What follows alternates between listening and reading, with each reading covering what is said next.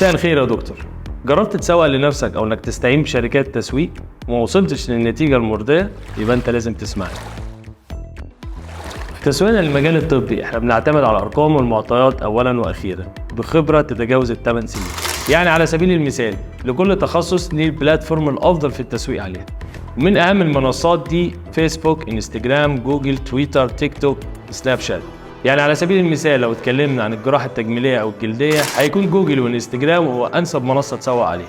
لو اتكلمنا عن المخ والاعصاب والرعايات والاسعاف والاوعيه الدمويه والقلب والعظام والاورام هيكون منصه جوجل هي انسب منصه تسوق عليها بلا منازع، لان معظمهم خدمات ايرجن، وعلشان النيد في العميل اللي بيدور عليك اقوى بكتير من عميل السوشيال ميديا، عشان هو بيدور عليك بكلمات بحثيه مش انت اللي بتدور عليه.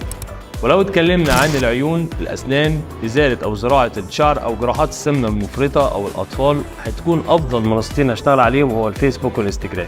ظهورك على كل المنصات وال360 ماركتنج مهم جدا بالنسبه لي، ولكن الاهم انك ازاي تعرف توزع الميزانيه المتاحه على المنصات اللي موجوده عشان توصل لاحسن مردود باقل تكلفه.